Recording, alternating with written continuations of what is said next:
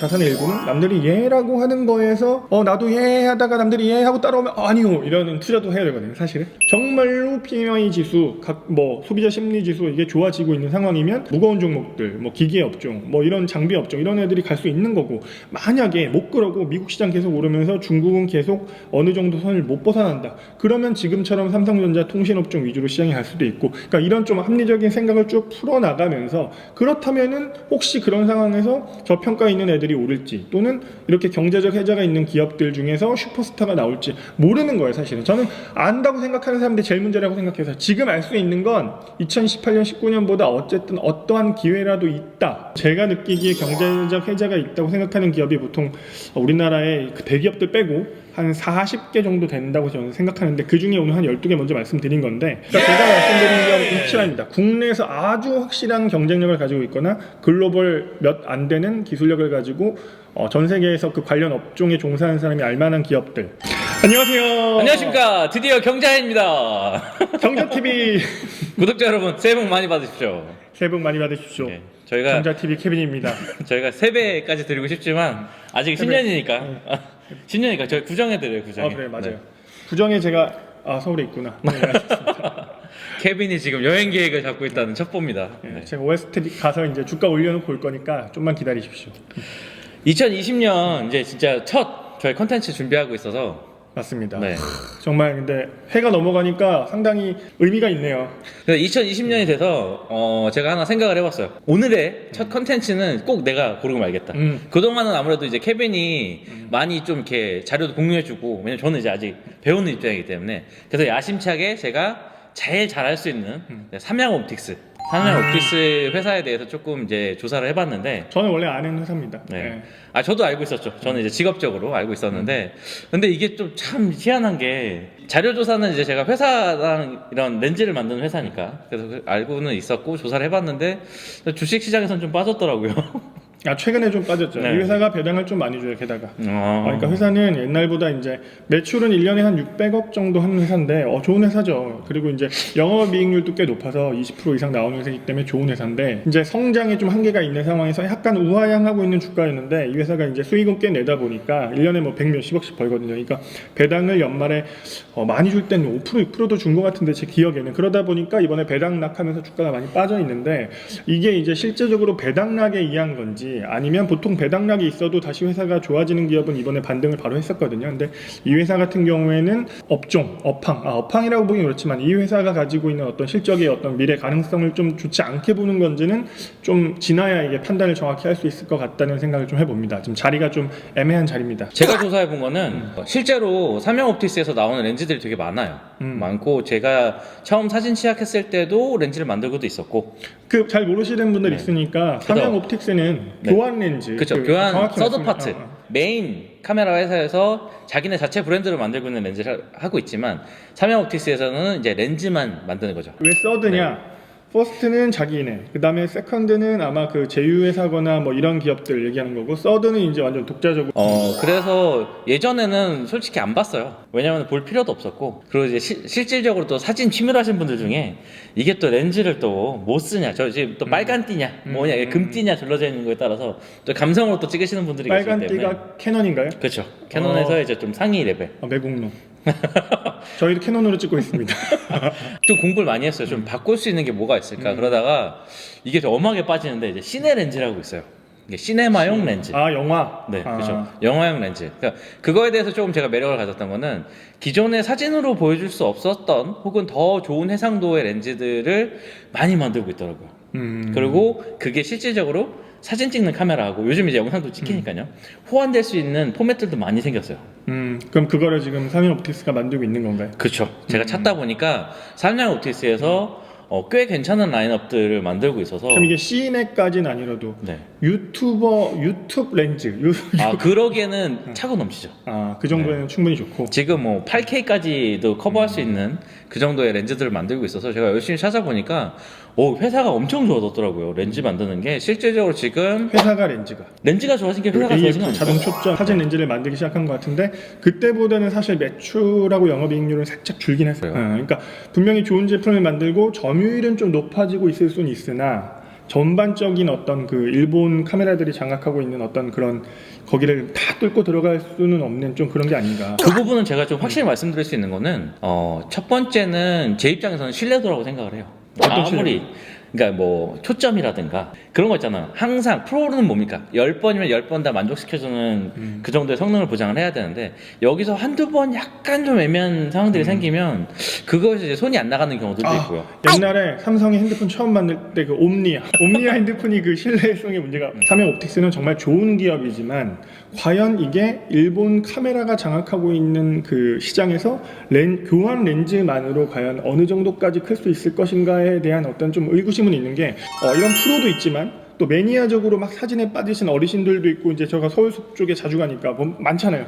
그분들도 보통은 다 그 일본 거를 경제적 세자를 파악하려면 가지고 있는 기술력도 당연히 이제 좋아야 하지만 그 업종이 어떻게 될 것인가, 그 산업이 얼마나 커질 것인가, 플러스 그 산업 업종에서 그 기업이 차지하고 있는 그 기업이 만드는 제품 서비스가 차지하고 있는 어떤 그 역할이 과연 더 커질 수 있는 가능성이 있냐 이거를 좀 따져봐야 되는데 그런 부분에서는 약간은 이제 아쉬운 점이 있다. 다만 최근에 워낙 많이 빠지고 배당락까지 끝나서 더 빠져있기 때문에 주가로 볼 때는 뭐 나쁜 자리는 아니다. 지금 600억 매출인데 1000억, 2000억 매출을 할 수 있을 것인가. 내가 보는 경제적 혜자가 있는 기업들을 보면 오늘 좀 공개할까요? 어떻게? 근데 그 전에 제가 이제 그 삼성 옵틱스 제가 공부를 많이 해가지고 조금 더 말씀드리면 오케이. 제가 봤을 때는 일반 유저들, 네, 그리고 이제 감성적인 부분보다는, 물론 이제 사진이 감성적인 부분인데, 그게 되게 정말 미묘하거든요. 그러니까 그런 것들을 조금 좀 둔감하신 분들이라면, 제가 봤을 때는 충분히 사용해도 좋을 그만큼 많이 성장을 했다고. 또 우리는 네. 또 애국심이 있으니까. 그렇죠. 저도 좀 바꿔보려고 지금 시내 렌즈 렌트를 알아보고 있는데. 근데 네. 이렇게 전문 프로 포토그래퍼가 뭐 우리나라 렌즈에 쓴다 이러면 좀 이제 안 좋게 보는 거 아니에요? 또 그 세계에서는? 이게 솔직히 업계에서 그런 거 있어요. 뭐 저 실장님 그러니까 뭐 얼마짜리 카메라 뭐 하네 약간 이런 거 있어가지고 그런 인식을 또 부숴 나가는 게 또 비밀로 네, 그러면은 이렇게 지워서 그게 더 없어 보여요. 뭐 어쩔 수 없죠. 뭐 일단은 우리가 잘하는 걸로 어차피 이제 해외 주식하는 건 또 다른 문제지만 지금 우리가 해외 주식까지는 다루고 있지 않기 때문에 국내 주식에서는 지금 잘하고 있고 앞으로 잘할 수 있는 거, 그다음에 좋은데 너무 많이 빠져 있는 거 이런 거에 좀 집중해서 투자하는 게 어쨌든 수월한 경제적 혜자가 있는 기업들을 한두 개만 얘기하면 사실은 좀 너무 좀 그러니까 뭐 괜히 내가 뭐 사놓고 추천했다 이런 얘기 들으면 듣고 싶지도 않고 사실은 저는 그렇게 어떤 한 종목을 열렬하게 사랑하진 않습니다. 기본적으로 그 종목을 아주 믿지도 않아요. 하지만 업황의 변화를 믿고 그 다음에 그 업종 내에서 그 기업이 차지하고 있는 가치를 믿는 거죠. 그러니까 그러면 시간이 돌고 돌았을 때 좋은 타이밍이 맞으면 생각보다 큰 수익을 준다. 이게 기본적인 컨셉이기 때문에 종목을 좀 많이 말씀을 드리면 오늘 드디어 또 종목을 좀 얘기해 주시죠. 제가 생각하는 경제적 혜자가 있는 기업들이 여러분들이 알만한 이제 뭐 대기업들을 다 얘기하는 거는 사실 좀 의미가 없잖아요. 어떻게 보면 그렇죠. 그런 것보다는 작은 기업들 위주로 좀 말씀드리지만 경제적 혜자가 확실하다고 제가 볼 때 생각하고 다만 좀 이따 또 말씀드릴 일이지만 경제적 혜자가 있는 기업이라고 해서 아무 때나 막 투자해서는 어차피 돈을 못 벌거든요. 그래서 사실 조심스럽긴 하지만 여러 종목을 말씀드리기 때문에 약간 물타기 이런 건가요? 잘 분산해서 투자하시면 네. 저는 예를 들면 이 많은 종목들을 사실은 다 골고루 투자를 합니다. 투자하기는. 다만 특정 타이밍에 어떤 종목을 좀 더 많이 가지고 있고 이럴 차이를 계속 이제 방법론의 차이가 이제 투자의 결과를 만들어낸다고 보는 거죠. 왜냐면 그냥 뭐 종목 사놓고 기도만 해서 똑같이 부자가 되면 사실은 모두가 오렌 버핏이 됐을 거 아니에요. 그럴 수는 없으니까 종목들을 쫙 한번 제가 불러볼게요. 자, 여러분 메모 준비하십시오. 네, 제가 불러볼 건데 뻔히 아는 종목도 있어요. 예를 들면 최근에 어쨌든 지금 시장 자체는 잠깐 여러분들도 아셔야 되니까 일단 미국 시장이 빠지지 않고 지금 계속 올라가고 있는 상황에서는 반도체하고 통신이 같이 갈 수밖에 없는 5G 같이 갈 수밖에 없는 환경이에요. 그래서 지금 뭐 삼성전자 이런 거 얘기하는 건 아니고 그래서 여러분들도 모두 아시는 통신 쪽에서는 이제 KMW가 있을 거고 KMW라고 있어요. 모르시겠지만 처음 들어봐요. BMW만 알죠. 그러니까요. 5G에서는 뭐 아주 뭐 엄청난 종목이죠. 그래서 거의 바닥에서 8배, 10배 가까이 올랐다가 최근에 그 10배 오른 거에서 한 반토막 났다가 또 이제 반등 좀 하고 막 그러고 있는데 이 5G가 전 세계적으로 이제 펼쳐 나간다면 분명히 조금 더 수혜를 볼 수 있는 주도적인 어떤 역할을 가지고 있습니다. 그러니까 그런 부분들 하나 있고 또 하나는 나이스 평가 정보. 굉장히 밀접한 회사네요. 그렇죠. 네. 우리가 나이스 평가 정도는 정말 그 워렌 버핏이 좋아하는 그런 종목이죠. 그러니까 시간이 가면 가고 이 신용사회가 되면 될수록 이제 가치가 올라가는. 더 올라가는. 지금 국회에서도 이제 데이터 3법 데이터 이제 3법. 계속 통과를 못했어요 지금.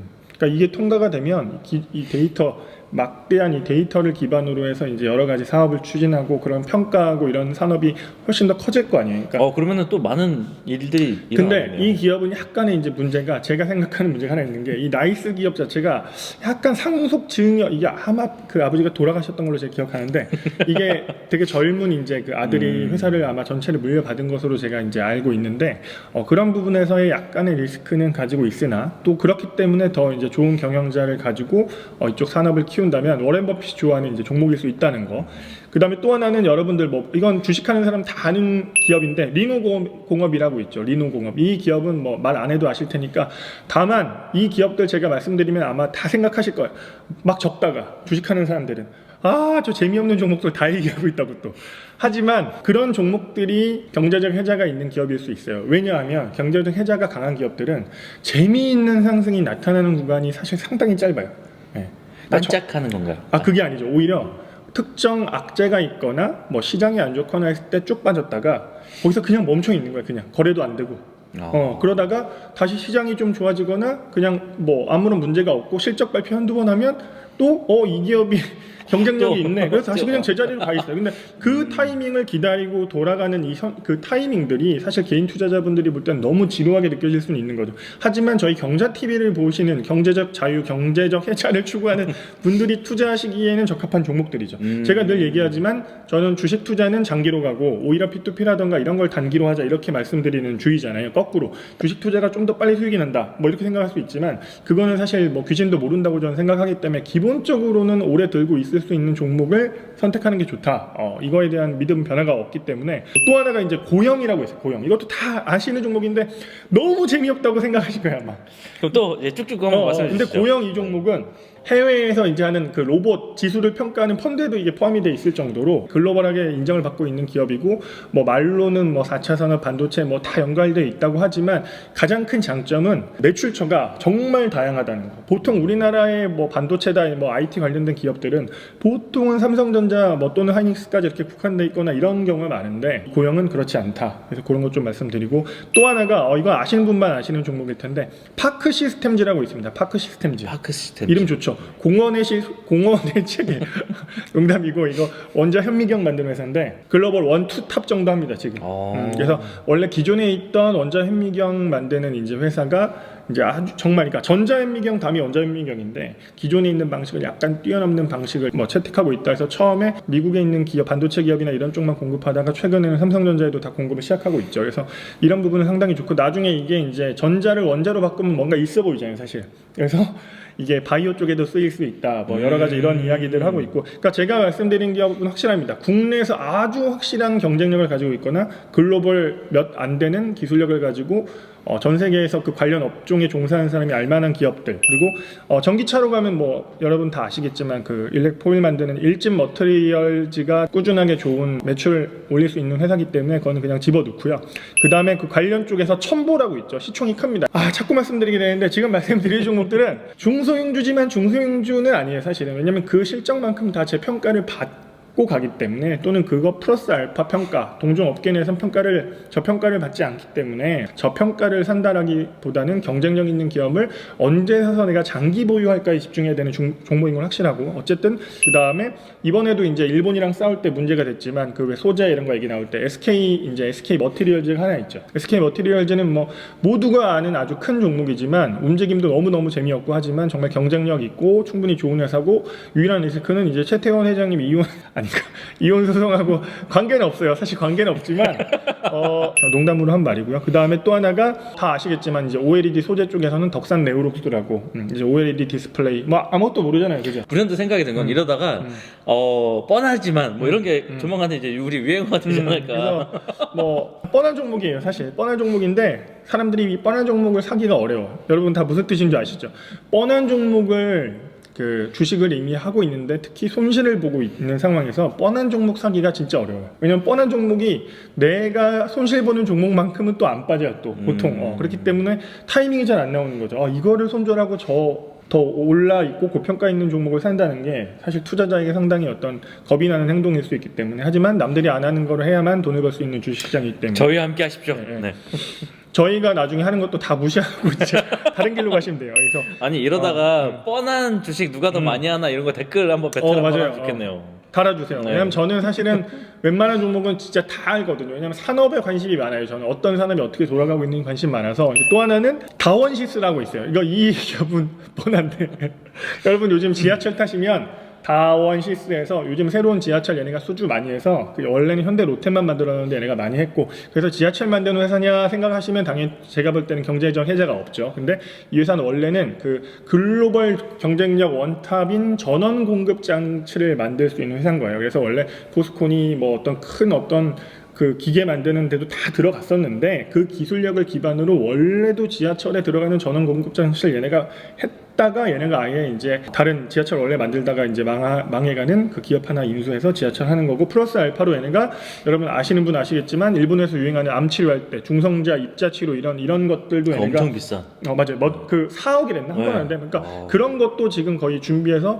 뭐 지금은 전임상인데 임상도 나중에 준비할 수 있는 가능성이 있는 그런 회사라서, 그러니까 어떻게 보면 어떤 생명과학 바이오 쪽도 나중에는 이제 먹거리가 될 수 있고, 지금은 지하철을 만들고, 지하철은 제가 볼 때 돈을 많이 벌지 못하겠지만 매출을 일으키니까 매출 기반으로 대출을 일으킬 수 있을 거고, 예, 아무튼 뭐 여러 가지를 할 수 있고, 기업가 정신이 좋습니다. 예, 그 직원들한테 대한 그 복지도 좋고 좋은 회사기 때문에 예전에 코스닥의 슈퍼스타였죠. 또 하나가 이제 i3 시스템이라고 있어요. 이거는 방산 플러스 자율주행 가능성. 방산 쪽은 참 모르는 사람 데리고 얘기하기가 쉽지 않은데, 방산 플러스 자율주행이면 약간 뭐 미사일 기술 이런 거 아니에요? 맞아요. 왜냐면은 그렇죠? 얘네가 원래 미사일 쪽에는 이제 냉각형 어렵죠. 아무튼 냉각형, 비냉각형 이런 게 있는데, 얘네들이 만드는 게 이제 그 유도 무기 할 때 그래서 이제 밤에도 어둡잖아요. 그러면 이제 유도 무기가 쫙 따라가서 이제 탁 맞추고 막 이런 거를 이제 만드는 회사인데, 사실은 이제 한 1, 2년 동안 평화무드 하는 동안 방산주가 다 같이 빠졌었어요. 근데 그게 최근에 그럼에도 불구하고 국방 방산 예산 줄지 않고 유도 무기라던가 이런 현대화, 첨단 무기화 이런 게 좀 발표가 되면서 최근에 수주도 많이 하고 하면서 엄청나게 빠졌던 주가가 최근에 많이 바닥에서 올랐다, 이렇게 보면 되고, 또 마지막으로 한 종목 이제 인텔리안테크라고 있는데, 뭐 이름만 들으면 무슨 회사 같아요? 인텔리안테크 약간 정보 통신 뭐 이런 거. 맞아요. 통신 쪽인데 이게 우리나라가 아니고 전 세계일 거예요.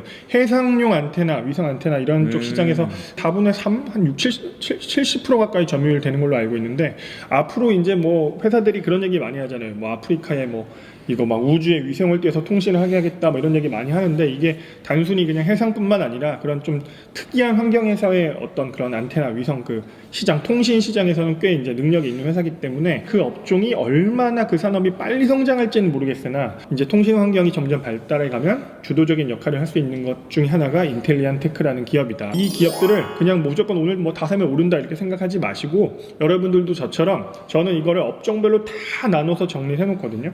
제가 업종을 아마 한 12개 정도로 나눠서 저는 보는 것 같은데, 업종을 나누고 그 중에 제가 생각하는 메인 대기업을 다 넣어놓고, 그 바로 다음부터는 경제적 해자가 있는 중소기업을 쭉 리스트업을 합니다. 그리고 그 기업들이 경쟁력이 변화가 있는지 없는지를 체크하는 게 주식 투자라는 거죠. 뭐가 오를지 내릴지는 지금 모르는 거예요. 하지만 그 기업이 산업에서 가지는 경쟁력, 그리고 그 산업이 어떻게 움직이는지 이렇게 좀 같이 보면 여러분들이 투자하시는데 훨씬 더 조금 더 이제 좋을 수도 있죠. 그러니까 주가가 오른다고 그 회사가 좋고 그 업종이 좋은 건 아니지만, 전체적인 흐름을 이제 바라보기에는 그렇게 좀 분류를 해서 여러분들이 관심 종목을 이제 저장해 놓으면 투자하시기는 훨씬 말씀드린 웬만한 종목들이 사실 지금 싸지 않아요.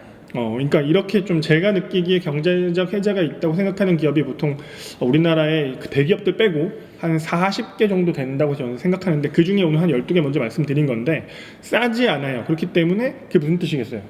일단 싸지 않다라는 거는 그 오늘 리스트를 캡처해서 빨리 보내주세요. 편집하신 거. 그러니까 이렇게 이런 생각까지면 이제 주식이 안 되는 거예요. 아니 좀 이제 사서, 왜냐면 2020년 제가 또 플랜이 있거든요. 싸지 않다니까요. 싸지 않다고요. 그러니까 싸지 않다는 것은 이런 경쟁력이 있다는 거를 사람들이 이미 알고 있다. 그래서 여러분들이 이런 기업 투자할 때는, 제가 이렇게 자신 있게 종목을 다 깔 수 있는 이유도, 이런 기업 투자는 정말 기가 막힌 타이밍에 뭐 해서 딱 하기보다는 그 산업이 발달하고 그 산업에 돈이 몰릴 때 그걸 들고 있어야 돼요, 사실은. 근데 돈 올리는 시점은 정확히 알 수가 없어요. 그런 걸 해결하려면 적정한 어떤 비중 조절과 계획이 필요하다. 이런 걸 좀 생각을 여러분들이 해보셔야 할 것 같습니다. 오늘도 뭔가 아쉽네요 저는. 사실 케빈이 얘기하는 거 들어보면 항상 옳아요. 막 되게 따르고 싶고 뭐 당장 빚을 내서라도 주식 투자하고 싶은데 물론 말립니다. 근데 의구심 드는 건 뭐냐면 항상 지금 좀 한정적인 그런 자원에서 뭔가 또 새로 꾸리거나 아니면 이걸 변화하는 데 있어서 좀 힘듦이 있어요. 또 지난번처럼 아끼라고만 하지 말고. 아껴야 돼요, 근데. 아끼라고만 하지 말고요.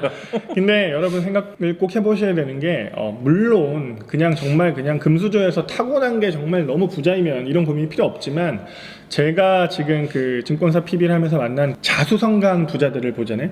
어릴 때부터 분산을 진짜 분산 투자를 해왔어. 정말 연금저축계좌도 다 있고 보험도 있고 주식도 있고 집도 샀어. 정말 아끼고 열심히 살아서 하나씩 이 분산을 해가고 이런 과정이 진짜 1년, 2년, 3년, 5년, 10년 지나면 전혀 다른 삶이 펼쳐질 수도 있는데 보통은 처음에 시작하시다가 500 모았으니까 주식해야지 해서 주식해서 날리면 역시 주식은 힘들어서 포기해서 뭐 이런 과정이 반복되기 때문에 제가 자꾸 쓸데없이 뭐 주식도 하고 P2P도 하고 뭐 분산하고 뭐 주식은 뭐 지수가 오를 것 같으면 뭐 사고 이렇게 말씀드리는 이유가 일반적으로 그렇게 처음부터 나눠 놓지 않으면 그걸 지키기가 어렵기 때문이에요. 여러분들이 꼭 그거를 지켜갈 수 있게 그걸 끝까지 도와드리는 우리는 그런 채널이 됐으면 좋겠어요. 아까 말씀드린 종목 중에 하나가 2배, 3배가 올라도 크게 의미가 있는 것 같지는 않아요. 왜냐면 2018년, 19년 시장이 워낙 힘들었기 때문에 이제 몇몇 종목들은 원래 오를 수 있는 자리인 거잖아요. 그러면 지금 사실 중요한 거는 오늘 기준으로 중요한 건 그간의 시장을 잘 버텼느냐, 지금도 충분히 투자할 수 있는 여력이 있느냐가 중요하고, 왜냐면 모두가 오늘 투자를 시작한 건 아니니까 그동안 막 손실나고 힘든 사람들 중에 포기하고 지금 나간 사람도 많단 말이에요. 돌아오십시오 여러분. 또 앞으로를 내다보면 그렇다면 다들 2018년, 19년보다 2020년이 좋다고 하는데 어떻게 될 것이냐? 그럼 제가 계속 말씀드리는 게 정말로 PMI 지수, 소비자 심리 지수 이게 좋아지고 있는 상황이면 무거운 종목들, 기계 업종, 이런 장비 업종 이런 애들이 갈 수 있는 거고, 만약에 못 그러고 미국 시장 계속 오르면서 중국은 계속 어느 정도 선을 못 벗어난다. 그러면 지금처럼 삼성전자 통신업종 위주로 시장이 갈 수도 있고, 그러니까 이런 좀 합리적인 생각을 쭉 풀어 나가면서 그렇다면은 혹시 그런 상황에서 저평가 있는 애들이 오를지 또는 이렇게 경제적 혜자가 있는 기업들 중에서 슈퍼스타가 나올지 모르는 거예요. 사실은 저는 안다고 생각하는 사람들이 제일 문제라고 생각해서 지금 알 수 있는 건 2018년 19년보다 어쨌든 어떠한 기회가 그거밖에 모르는 거예요. 사실 그걸 잡기 위해서 누가 어떤 계획을 짜고 투자할 거냐. 그래서 너는 다 계획이 있구나. 그것도 있지만 오늘 보니까 방금 전에 이거 찍기 전에 보니까 냉철 TV에 냉철님이 이걸 하셨더라고요. 근데 저희는 사실 그거보다는 냉철님은 정말 계획이 있으시죠. 멋있으신 분이니까 지금. 근데 저희는 저희도 그렇지만 계획이 있다고 하기보다는 하방을 잘 막았으니 여기서 기회가 있구나. 저는 기회가 있구나. 그러니까 저희도 그렇고 여러분도 다 기회가 있구나. 지금 2020년 기회가 있구나라고 생각하고 투자를 좀 진행해보는 2020년이 되면 어떨까 이제 생각을 해봅니다. 구독자 여러분 모두가 현명한 선택을 하셔서 그 기회 꼭 잡으셨으면 좋겠습니다. 가끔은 정말 재미없는 선택이 정답일 수도 있습니다. 근데 그 재미없는 선택이 고집이 됐을 경우에는 시장에서 소외당할 수 있거든요. 그래서 여러분께 꼭 포트폴리오 제 분산 투자 계속 말씀드리는 거니까 그런 부분을 꼭 염두에 두시고 투자를 하셨으면 좋겠어요. 그래서 남들이 아니요 할 때 얘라고 하는 투자 해야 되고, 또 일부분은 자산의 일부는 남들이 얘라고 하는 거에서 나도 예 하다가 남들이 예 하고 따라오면 아니요 이러는 투자도 해야 되거든요. 눈치 게임인가요? 그건 아닌데 어쨌든 그 시장의 어떤 메인 그 스트림을 따라가는 메인을 따라가는 투자도 해야 되고, 거꾸로 메인이 아닌 쪽에서 가치를 이제 찾아낼 수 있는 그런 이제 시간도 가져야 되기 때문에 너무 뻔한 얘기잖아요, 그죠? 근데 뻔한 얘기를 실천하는 게 저는 스트레스를 좀 덜 받는 투자다 그렇게 말씀을 드리고 싶어요. 저는 재미있는 투자보다는 그냥 스트레스 덜 받으면서도 벌 수 있는 방법이 무엇일까, 이거를 공부하는 게 개인 투자자분들한테는 더 좋지 않나. 그러면 구독자분들께서도 이제 올해 새해가 이제 시작이 됐잖아요. 그러면 지금 본인이 투자하고 계신 그런 것들 쭉 한번 보시고서 길게 한번 생각해 보시고 조금은 현명하게 이성적으로 판단하셔서 장기적인 그런 플랜을 짜보는 그런 맞아요. 또 시간을 갖는 것도 중요하시겠습니다. 그래서 보니까 주식 투자 이렇게 유튜브 하시는 분들 라이브 하시던데 우리도 라이브를 금년에 하긴 할 거 아니에요. 근데 그럼요. 아마 종목에 대해서 이제 막 서로 말씀을 우리가 하면서도 사실 그게 오르고 빠지고 누구도 단기적으로 모르니까, 하지만 점점 저는 이 기업은 경제적 혜자가 있나요? 경자가 있나요? 이렇게, 그죠? 저는 사실 경제적 자유만 생각하고 만든 거예요. 근데 경제적 혜자가 원래 주식 투자를 하는 제가 방법이어서, 그래서 그런 대화를 좀 많이 할 수 있으면 좋겠고 댓글 주고 받았는데 나중에 정말 날씨 좋을 때 제가 좋아하는 자주 가는 서울숲에서 벤치에 앉아서 오프라인 주식 모임도 한번 할 수 있는 그런 2020년 경자년이 되었으면 좋겠습니다. 구독자 여러분 늘 감사한 마음 갖고 있습니다. 2020년 이제 경자이기도 하고 경자TV 많이 사랑해 주시고요. 저희 이제 당당하게 인사드리겠습니다. 경하! 경하! 경하!